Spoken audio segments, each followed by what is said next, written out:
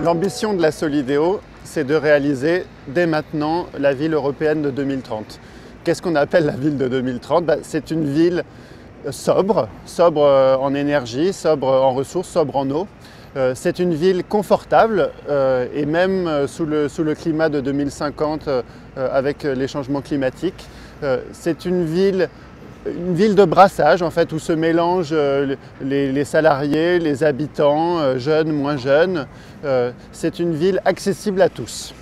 Et pour y parvenir, on a en particulier posé une ambition environnementale forte en matière de carbone. On a voulu réaliser une ville bas carbone et donc ici, sur le village des athlètes, on émet 47% de carbone en moins pour la construction et l'exploitation pendant 50 ans de tout ce quartier.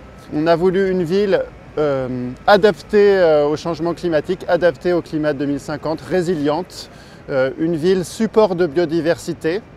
Et puis une ville qui permet à ses habitants, à ses salariés d'aller vers l'économie circulaire et donc eux-mêmes d'être sobres en énergie, en ressources, en matière.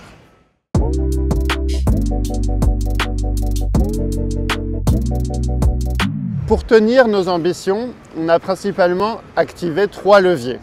Le premier levier, ce sont des prescriptions qu'on a rédigé et qui s'appliquent à tous les constructeurs, à toutes les entreprises qui travaillent sur ce projet.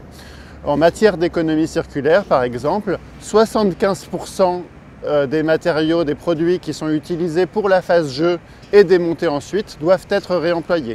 Et puis, de façon pérenne, en seconde œuvre, 10% des matériaux doivent être issus du réemploi. Deuxième levier, on a fait en sorte d'accompagner les porteurs de projets pour franchir des jalons, aller vers l'innovation, savoir faire des choses qui ne s'étaient pas faites avant. Donc on les a accompagnés sur le plan réglementaire, en sourcing et sur bien des choses. Et puis, troisième levier enfin, on a créé un fonds d'innovation pour accompagner financièrement les porteurs de projets qui avaient recours à l'innovation, c'est-à-dire qui ont fait des choses qui ne s'étaient jamais faites avant.